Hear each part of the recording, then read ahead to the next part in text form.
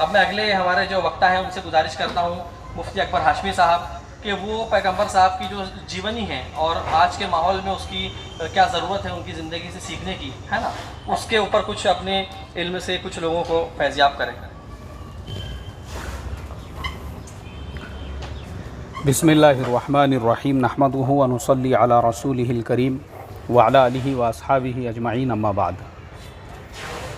देखो, आज का ये जो प्रोग्राम है, मुझे सबसे बड़ी खुशी इस चीज़ की है, जब मैंने पुनीत सर का इंट्रोडक्शन सुना, ये एयरफोर्स के विंग कमांडर रह चुके हैं, उसके बाद में अभी एनसीसी के अंदर जो है ज़िम्मेदार है, वहाँ पर भी इन सब चीज़ों के बावजूद उनको क्या ज़रूरत पड़ी कि वो साफ़ सफाई के ऊपर ध्यान दे, तवज्जो दे। ये हमारे लिए एक सीखने की चीज़ है, वरना वो तो वेल सेटल है अपनी लाइफ के अंदर, रिटायर्ड है माशाल्लाह आर्मी से, अच्छी खासी उनको पेंशन भी मिलती होगी, बेहतरीन उनका मकान भी होगा क्योंकि क्लास 1 के ऑफिसर रह चुके हैं। लेकिन हमारे लिए नसीहत और इबरत ये है, उसके बावजूद उनके अंदर एक तड़प है, उनके अंदर एक कि भाई ये देश मेरा अपना देश है। किसका देश है भाई? मेरा देश है। ये सिटी किसकी है? मेरी सिटी है। मैं अगर मेरे देश को, मैं अगर मेरे सिटी को क्लीन नहीं रखूँगा तो कौन रखेगा? और मैं आपको बताता हूँ, ये जो सोच है ना, मैंने साउथ कोरिया में देखा था। हम लोग एक जगह पे ट्रैवलिंग कर रहे थे, मैं था, ड्राइवर साहब, ड्राइवर मतलब वो ड्राइवर नहीं था, गाड़ी के ओनर ही थे, और वो भी हमारे साथ में थे, और मेरा एक स्टूडेंट, हम लोग साथ में जो है सफ़र कर रहे थे। तो रास्ते के अंदर कोई इवेंट बच्चे लोगों का स्कूल का गुजरा था, जिसकी वजह से पेपर के, कागज़ के कुछ टुकड़े एकदम, यानी वहाँ का पॉश हाईवे है और रोड है सिटी के दरमियान का, उसके ऊपर पड़े हुए थे। तो वो जो ड्राइवर था उसने अपनी गाड़ी साइड में लिया, उसके बाद में निकल के वो रोड से पूरे कागज़ के टुकड़े तिनके सब उठा के जमा करके लेकर आया। फिर उसने गाड़ी कंटिन्यू किया। तो मैंने हमारे शागिर्द से सवाल किया, क्योंकि ड्राइवर साहब को इंग्लिश नहीं आती थी। मैं बोला, यार क्या ज़रूरत थी कि दरमियान में इन्होंने गाड़ी रोकने के बाद में, हमारे यहाँ तो ऐसे कचरे के बड़े बड़े ढेर रहते, अगर ऐसी गाड़ी चलाने का हमारे यहाँ ज़रूरत पड़ी तो पूरी मालगाड़ी साथ में लेके चलना पड़ेंगी, पूरा हाईवे साफ़ करते हुए। क्योंकि अगर आपको एक्सपीरियंस करना है तो ये जो कातरज का घाट है, कभी एक बार सफ़र करके देखो आप, इतना खूबसूरत है वो, बेहतरीन हरे भरे पहाड़ है वहाँ पर, और जो सनसेट का वहाँ पे नज़ारा होता है। लेकिन उसके बावजूद हम लोगों को इसकी कदर नहीं है कि यह देश अपना है, ये गलियाँ अपनी है, ये महल्ले अपने हैं, ये रोड अपने हैं, ये रास्ते अपने हैं। आजू बाजू से हाईवे पे पूरे कचरे के ढेर आपको नज़र आएंगे। तो वो जो जनाब थे उन्होंने कहा कि नहीं, ये देश मेरा है, ये हाईवे मेरा है, ये रोड मेरा है। इसलिए मैंने जो है गाड़ी साइड में किया और रोड से पूरे जो है कागज़ के टुकड़े वगैरह जमा किया, और जमा करने के बाद में अब मैं उसको रास्ते में जहाँ पे भी डस्टबिन आएगा उसके अंदर डाल दूँगा। ये वाक़ये का जो इम्प्रेशन है वो मेरे दिल के ऊपर ऐसा पड़ा कि मैंने सोचा कि अगर यही सोच, यही थिंकिंग हम भारतीयों के दिल में भी आए कि भाई हम भी इस देश के अंदर 140 करोड़ आबाद है, अगर हम भी अपने देश के बारे में ऐसा सोचे ना, तो हमारे देश के रोड रास्ते पे कहीं पे तिनका भी नज़र नहीं आएगा। और सर की जो सोच है, पुनीत सर की जो सोच है, वो यही सोच है कि भाई मैं तो वेल सेटल हूँ, क्लास 1 ऑफिसर हूँ, उसके बावजूद उनके अंदर जो सोच जागी कि भले कुछ भी हो, लेकिन देश किसका है भाई? अरे भाई बोलो ना, अपना देश है। शहर किसका है? अपना शहर है। तो वो ये सब जिम्मेदारियों के बावजूद भी इस तरह का उन्होंने जो स्वच्छता का अभियान लेकर वो चले हैं, मुझे बड़ी खुशी की बात है। मैं मेरे दिल से उनको हार्दिक शुभकामनाएं देता हूं इस बात के ऊपर। इसी तरह से पीछे जो है नीलेश सर बैठे हुए हैं, रामेकर, और उनके बाजू में जो है रमेश सर बैठे हुए हैं। ये जितने भी लोग जो है, और फिर अब आप सारे लोग बैठे हुए हैं। मैं आप लोगों को स्वच्छता कर्मचारी नहीं कहूँगा, बल्कि मैं आपको वॉरियर्स कहूँगा। वॉरियर्स इसलिए कहूँगा कि वो आप लोग ही है जिनकी वजह से जो बड़ी बड़ी बीमारियां हैं, आप देखो अफ्रीका के देशों में, अभी कल की न्यूज़ है, शायद मैंने उस पर भी एक लेक्चर चैनल पे डाला हूँ, 66 बच्चे जो है वहाँ पे उनकी मौत हो गई। उसके अलावा नाइजीरिया वगैरह में सबसे ज़्यादा जो बीमारियां वहाँ पे होती है वो सिर्फ़ और सिर्फ गंदगी की वजह से और हाइजीन को मेंटेन नहीं करने की वजह से। बीमारियां आम हैं वहाँ पे, पैदा होने वाले हर 4 बच्चों में से 2 बच्चे वहाँ पे बड़े होने से पहले ही उनकी मौत हो जाती है, क्योंकि साफ़ सफाई ही नहीं है वहाँ पे। तो आप लोग वो है जिनकी वजह से हमारी गलियाँ स्वच्छ है, हमारे महल्ले स्वच्छ है, जिसकी वजह से बड़ी बड़ी जो बीमारियां हैं ना वो हमारे गलियों में आती है, ना हमारे महल्लों में आती है, ना हमारे घरों में आती है।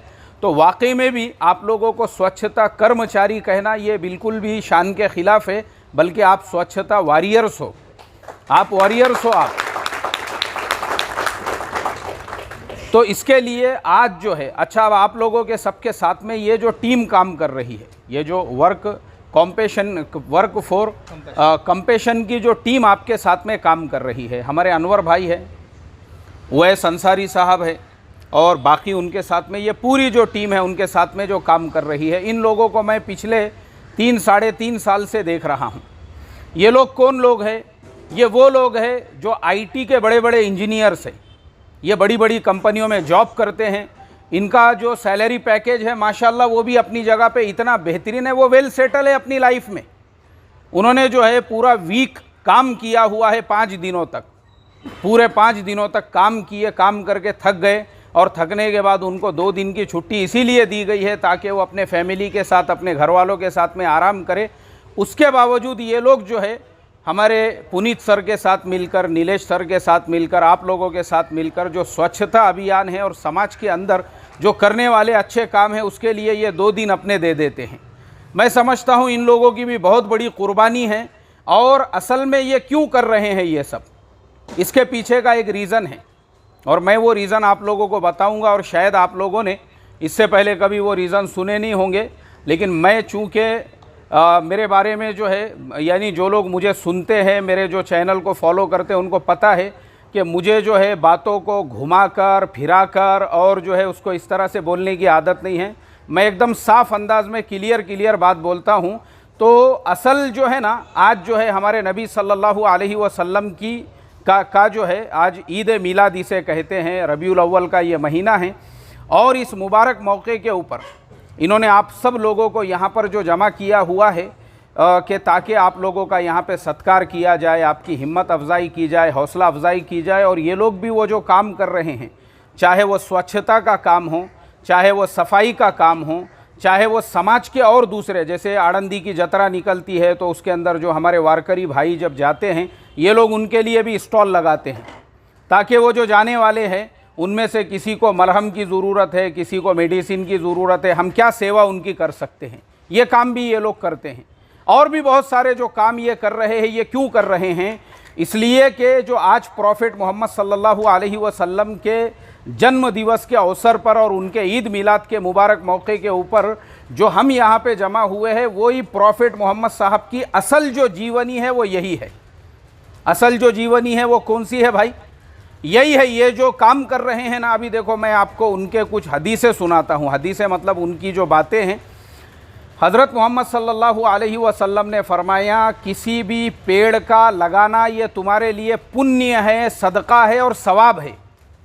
जो पौधा भी तुम लगाते हो, उसको लगाने के बाद जब वो पौधा बड़ा होता है, और बड़ा होने के बाद उसका, क्योंकि वो अरब जो है वहाँ पे पूरा वाड़वंट रहता था, पूरा रेगिस्तान, डेजर्ट, उसके अंदर दरख्त नहीं आते थे, पेड़ पौधे नहीं आते थे। उन्होंने कहा कि अगर तुम कोई पेड़ पौधा लगाते हो और वो लगाने के बाद में वो पेड़ पौधा बड़ा होता है, और होने के बाद उसका जो साया है, उसकी जो छाँव है, उसकी जो छाया है, उसके नीचे जितने लोग बैठेंगे उनका भी तुमको क्या मिलेगा? पुण्य मिलेगा, उसमें भी तुमको सवाब मिलेगा, वो भी तुम्हारे लिए सदका है। फिर अगर मान लो वो झाड़ को कुछ फल लग जाते हैं, और अगर वो फल कोई खाता है तो वो खाने पर भी तुमको पुण्य मिलेगा, और वो भी तुम्हारे लिए सदका होगा। देखो ये है इस्लाम की इस्लाम का ओरिजिनल एजुकेशन और तालीम। आप लोग जो काम कर रहे हैं उसके बारे में क्या हदीस है? उसके बारे में अल्लाह के नबी ने फरमाया, रास्ते से तकलीफ़ देने वाले चीज़ का हटाना भी सदका है। यानी वो तकलीफ़ देने वाले चीज़ को अगर तुम हटा रहे हो तो ये भी तुम्हारे लिए पुण्य है, ये भी तुम्हारे लिए सवाब है। कोई भी तकलीफ़ देने, अब कचरे को अगर तुम हटा रहे हो तो बताओ आपने तकलीफ़ देने वाली चीज़ को हटाई या नहीं हटाई? पत्थर को आपने हटा दिए, आपने तकलीफ़ देने वाले चीज़ को हटाई। देखो इस्लाम की ओरिजिनल तालीम यही है। इसके अलावा जो आज हमको इस्लाम नज़र आता है ना, अब आप बोलेंगे यार हम तो मुसलमानों के किसी पहले फंक्शन में या ऐसे प्रोग्राम के अंदर आए हैं, मगर हम तो न्यूज़पेपर में पढ़ते हैं अफ़गानिस्तान के अंदर फ़लाने मस्जिद में ऐसा ब्लास्ट हो गया तो वहाँ 50 लोग मर गए और 60 लोग मर गए, और फ़लाने देश में ऐसा हो गया और फ़लाने देश में वैसा हो गया। एक बात याद रखो, वो इस्लाम नहीं है, वो इस्लाम नहीं है, वो इस्लाम नहीं है। वो जो लोग हैं वो उनकी अपनी कबाइली लड़ाइयाँ और कबाइली झगड़े हैं। क्या है उनके कबाइली लड़ाइयाँ झगड़े, कबीले हैं सब उनके अलग अलग, वो अपने कबीलों में लड़ते झगड़ते रहते। और हमको ये इंटेंशन, यानी आज पूरी दुनिया में जो इस्लाम की इमेज बनी है ऐसे लोगों की वजह से, अफ़गानिस्तान की वजह से, इराक़ की वजह से, यमन की वजह से, लोगों को लगता है ये इस्लाम है। लोगों को क्या लगता है भाई, ये इस्लाम है, हालांकि वो इस्लाम नहीं है, वो इस्लाम नहीं है। इस्लाम ये है जो ये लोग कर रहे हैं। कौन कर रहे हैं? ये जो नदियों को साफ़ कर रहे हैं, ये जो जगह जगह पे दरख्त लगा रहे हैं, ये जो रास्ते से कचरा हटा रहे हैं, ये जो हमारे वारकरी भाइयों की सेवा कर रहे हैं, खिदमत कर रहे हैं, ये जो वृद्धा आश्रमों में जाके लोगों की सेवा कर रहे हैं, हज़रत मोहम्मद सल्लल्लाहु अलैहि वसल्लम ने ये तालीम दी है, उन्होंने ये सिखाया है। और मैं आपको बता दूं, अगर उसी के ऊपर पूरी दुनिया के मुसलमान अमल करेंगे ना, तो मैं समझता हूं पूरी दुनिया के अंदर ऐसा अमन व अमान आएगा, ऐसा चैन आएगा, सुकून आएगा कि दुनिया में कोई भी ईमान से महरूम नहीं रहेगा। करने का काम, अब देखो आज आज क्या है, ईद मिलाद है। ईद मिलाद के नाम से देखो मैं आपको डिफरेंट, यानी दोनों के बीच का जो डिफरेंस है वो बताता हूँ। ये लोग भी है कि ईद मिलाद का मौका है तो इन्होंने क्या किए, जितने भी स्वच्छता वॉरियर्स थे आप लोगों को यहाँ पे जमा किए, आप लोगों के सत्कार का प्रोग्राम रखे। अब आप लोगों के यहाँ पे जो है इस तरह से जो मान्यवर लोग हैं उनको बुलाए। अब क्या हुआ, कितना बेहतरीन अपना ये प्रोग्राम चल रहा है। अब सब लोगों का सत्कार होगा, आप लोगों को यहाँ पे गिफ्ट दिए जाएंगे, उसके बाद में खाने का प्रोग्राम है और सब लोगों से मुलाकात, और फिर सब लोग, आप लोगों को भी थोड़ा सा अच्छा फील होगा। आप अपने घर पे शाम में अगर पहुँचोगे तो घर वालों को भी लगेगा कि देखो आज जो है पैगंबर मोहम्मद साहब की जयंती थी और उनकी ईद मिलाद थी, तो उस निमित्त से जो मुस्लिम समाज के लोग हैं उन्होंने कितना अच्छा काम किया। ईद मिलाद के मौके पे ये भी एक काम हो रहा है। अब अगर आप जब यहाँ से आप बाहर निकलोगे तो ये भी आप देखोगे बहुत सारे चौराहों पे ऐसे बड़े बड़े डीजे लगे हुए हैं। क्या लगे हुए हैं? डीजे पे डीजे लगे हुए हैं। अभी मैं रिक्शे से आया यहाँ पे, वो रिक्शा ऐसा अधर रहा था हमारा, मैं बोला अरे बाप रे, रिक्शा पलटता क्या मालूम वो डीजे की आवाज़ से। वो जो रिक्शा था हमारा, एक डीजे के सामने से गुजर रहे, उसका आवाज़ ऐसा रिक्शा फड़फड़ करने लगा उसकी वजह से। वो भी मुसलमान ही हैं, वो भी अपने आप को मुसलमान कहते हैं, और वो भी किसके खुशी में कर रहे हैं? अरे भाई बोलो ना, पैगंबर मोहम्मद साहब के जयंती के। लेकिन वो इस्लाम नहीं है। वो क्या नहीं है बोलो मुझे आप? वो इस्लाम नहीं है। मैं आपको एडवांस में इसलिए बोल रहा हूं क्योंकि आप यहां से जो इंटेंशन लेके जाने वाले हैं अभी बाहर, कि यार कितने अच्छे लोग हैं, माशाल्लाह अनवर भाई कितने अच्छे आदमी थे, और उवैस अंसारी साहब और उनकी टीम के उन्होंने सत्कार किए। फिर ये कौन लोग हैं जो जिन्होंने हाईवे पे, रोड पे इतने बड़े बड़े डीजे लगाए, वहाँ पे नाच भी हो रहा है, धिंगाना भी चल रहा है और आवाज़ें भी आ रही है? ये कौन सा इस्लाम है? याद रखो, इस्लाम के अंदर म्यूज़िक कंप्लीटली हराम और नाजायज़ है। कंप्लीटली क्या है भाई? परमिशन ही नहीं है। यानी जिन पैगंबर मोहम्मद साहब की, उनकी एक हदीस है, मैं आपको बताता हूँ, उसके अंदर उन्होंने ये कहा है कि मैं म्यूज़िक के जो इंस्ट्रूमेंट होते हैं उसको ख़त्म करने के लिए आया हूँ। ये हदीस है उनकी कि मैं उसको वो मिटाने के लिए आया हूँ।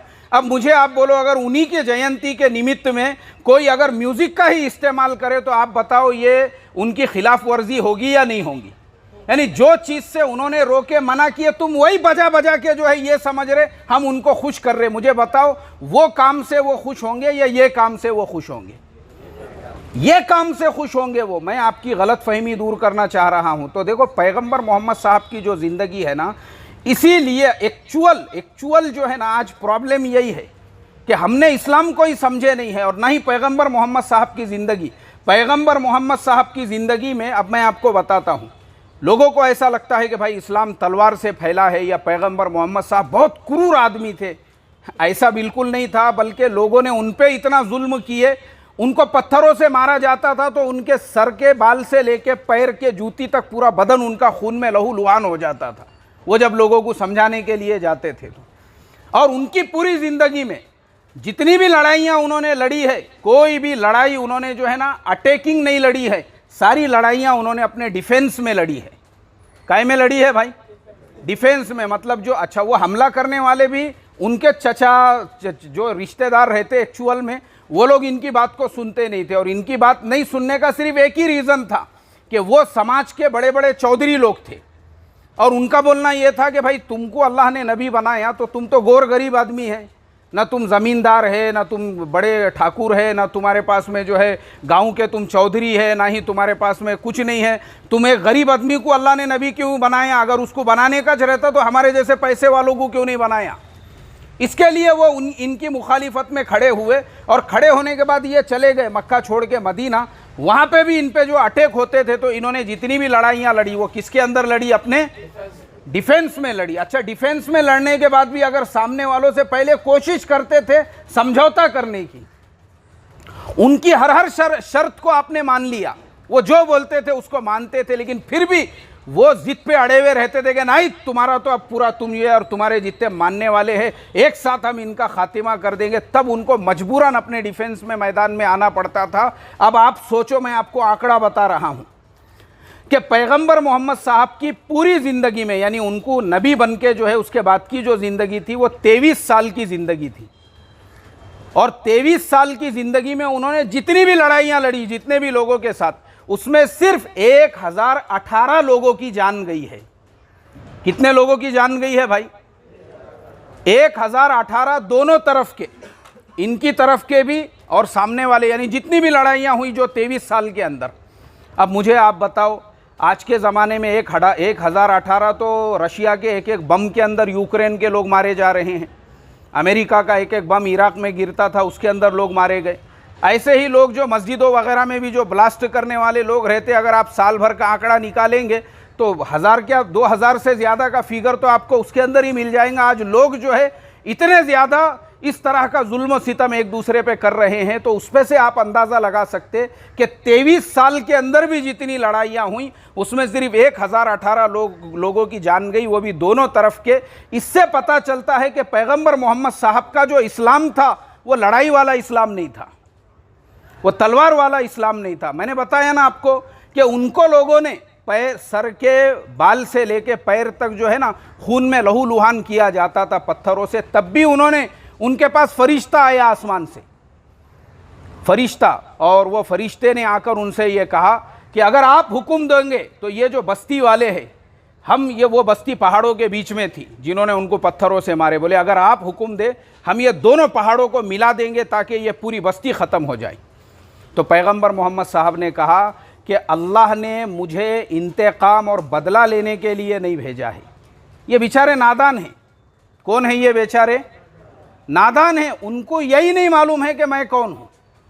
जिस दिन उनको इस चीज़ का एहसास पैदा होगा कि भाई मैं अल्लाह का नबी हूँ, उस वक्त में ख़ुद इनको अपने गलती का एहसास होगा।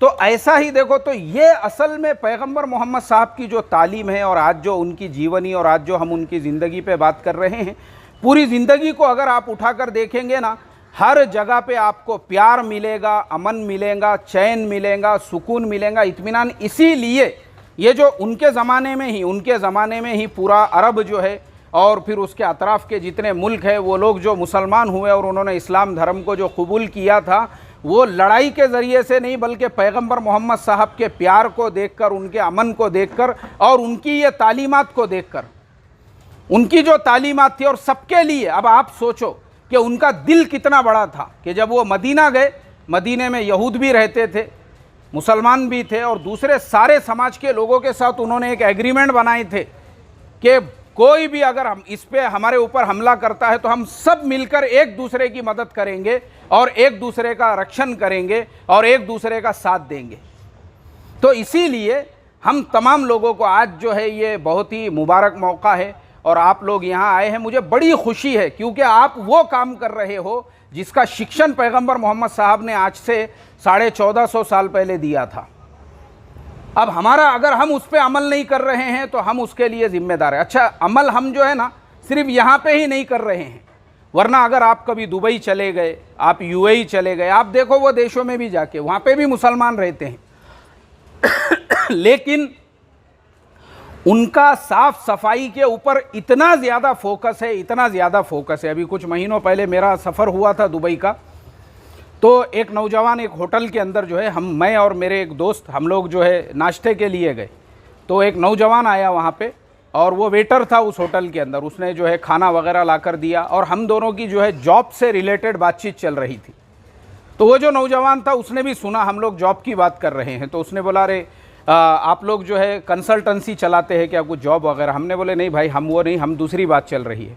नहीं, बोले अगर ऐसा कुछ होगा तो मेरे लिए भी कोई जॉब देखो, क्योंकि मैं भी जो है उसने बताया वो ग्रेजुएशन से ऊपर पढ़ा हुआ था, लेकिन मजबूरी के अंदर वो होटल के अंदर वेटर का काम कर रहा था। तो मैंने बोला उनसे, मैं बोला भाई फिर तुम इतने हायर एजुकेटेड है तो तुमने कोई अच्छी जॉब करना चाहिए था। नहीं, बोले मैं था वहाँ पे, मगर ये अरब लोग ज़्यादा ही नखरे करते। बोले मैं बोला क्या नखरे करते? अरे कुछ नहीं, बोले मैं एक दिन बगैर इस्त्री के कपड़े पहन कर गया तो निकाल दिए बोले मुझे उन्होंने जॉब से। आप समझ रहे, मेरी बात समझ रहे या नहीं समझ रहे आप? यानी जो यूनिफॉर्म आपका होता है और जो कपड़े होते हैं ना, जैसे कंपनियों के अंदर भी जो फॉर्मल ड्रेस है वो कंपलसरी होता है हर एक के लिए। अब ये जो जनाब थे इनको लगा कि भाई जैसे अपने इंडिया के अंदर अपन रहते हैं, बेढंगा जो अपना माहौल है, कैसे भी कपड़े कैसे भी जो है डाल के जो है चलो वहाँ पे भी वैसा चलेगा। लेकिन वो अरब लोग बोले वो मेरे को हदीस सुना रहा बोले वहाँ पे, और वो शेख मुझे बोलता कि देखो अल्लाह के नबी ने फरमाया साफ़ सुथरे रहो, क्योंकि इस्लाम साफ़ सुथरे लोगों का मज़हब है। तो मैं बोला अरे भाई मैं भी साफ़ सुथरा ही हूँ, मेरे कपड़ों में क्या नक्स है? साफ़ सुथरे नहीं है बोले, ये गताड़ापन है, ये साफ़ सुथरे रहो। तो मैं असल में आपको ये इसलिए बता रहा हूँ, ये बताने के लिए कि सफाई पे अमल है ना, सफाई के ऊपर अमल है। कहाँ पर है? आपको अरब देशों में मिलेगा और दूसरे देशों में, मलेशिया, इंडोनेशिया वगैरह। अभी आप मलेशिया भी जाएंगे, रोड रास्ते के ऊपर आपको ऐसा एक तिनका भी नज़र नहीं आएगा वहाँ पे। वो सब क्यों है? क्योंकि उनको जो रियल इस्लाम है उसका एजुकेशन भी है, उसकी तालीम भी है, उसकी मालूमात भी है और उस पर उनका अमल भी है, इसलिए वो मुल्कों के अंदर। अब हमारे यहाँ क्यों? क्योंकि हमको खुद को प्रॉपर इस्लाम नहीं पता है, और नहीं पता होने से क्या नुकसान हो रहा है कि आपके जैसे और दूसरे जो लोग हैं उनको क्या लग रहा है यही इस्लाम है, क्या मालूम, डीजे वाला रिक्शा अदर जा रहा उसकी वजह से उनको लग रहा है यही इस्लाम है, हालांकि वो इस्लाम है क्या? वो इस्लाम नहीं है, साफ़ सफाई वाला इस्लाम है। इस्लाम ये इजाज़त नहीं देता कि आप रोड पे रास्ते पे कैरी बैग फेंको, किसी बिल्डिंग के और किसी सोसाइटी के बाजू कचरे का ढिगार लगा हुआ है, ये इस्लाम इसकी इजाज़त नहीं देता आपको। आप जो है रास्ते बिल्डिंग में जा रहे हैं, कोने को पूरा गुटके से पचक पचक पचक पूरी दीवार लाल हो गई हुई है उसकी, ये इस्लाम नहीं है। साफ सफाई का नाम आपको पता है कि कई अरब देश ऐसे हैं, अगर एयरपोर्ट के ऊपर आपके बैग वगैरह के अंदर अगर गुटखा मिल जाए ना, सीधा वहीं से वो लोग डिपोर्ट करते हैं। वहीं से क्या करते हैं भाई, परमिशन ही नहीं है वहाँ पे गुटखा खाने की भी नहीं है, और गुटखा खा के अगर यूएई वगैरह के अंदर नॉर्मली भी कोई अगर ऐसा थूकता हुआ नज़र आए, 500 दिरहम का जुर्माना है वहाँ पर। 500 दिरहम अपने इंडिया के हिसाब से 11,000 रुपये होते हैं सिर्फ थूकने के ऊपर, और कैमरे लगे हुए हैं। ऐसा नहीं है कि थूकने वाला ये सोचे अरे मैंने तो थूक दिया, आप कौन देख रहा बोले मुझे, ऐसा नहीं है। वहाँ पे ऐसे भयानक कैमरे लगे हुए हैं, सोच भी नहीं सकते हैं हम कि वहाँ का सिस्टम कैसे काम करता है। मैं आपको ये मिसालें इसलिए दे रहा हूँ ताकि आपको ये समझ में आ सके कि देखो हज़रत मोहम्मद साहब वाला जो इस्लाम था, आज भी उसके ऊपर जिन देशों के अंदर अमल है, माशाल्लाह वो देश जो है वो तरक्की के रास्ते के ऊपर पहुंच रहे हैं और दिन दूनी रात चौगनी तरक्की कर रहे हैं। तो आज का ये जो प्रोग्राम है, मैं इसके लिए सबसे पहले मुबारकबादी देता हूं हमारे अनवर भाई को, इसी तरह से उवैस अंसारी साहब को, उनकी पूरी टीम को, और माशाल्लाह यहाँ पे जो पुनीत सर है और नीलेश सर है और रमेश सर है और इसी तरह से मल्हार साहब जो बाद में तशरीफ़ लाए, ये सारे लोगों को भी कि आप आज हमारे इस प्रोग्राम के अंदर आए, और आप तमाम लोग भी जो स्वच्छता वॉरियर्स है, आज आप लोग भी यहाँ पर जमा हुए हैं। उसी मुनासिबत से जो है मैं इन लोगों का भी शुक्रिया अदा करता हूँ कि मेरे जैसे हकीर और फ़कीर इंसान को इन लोगों ने इस लायक और इस काबिल समझा कि मैं इनके प्रोग्राम में शिरकत करके आप लोगों के सामने दो शब्द बोल सकूँ। बस इसी बात पे मैं अपनी बात को ख़त्म करता हूँ। व आखिर दावाना अनिल हम्दुलिल्लाहि रब्बिल आलमीन। बहुत बहुत धन्यवाद मुफ्ती अकबर हाशमी साहब।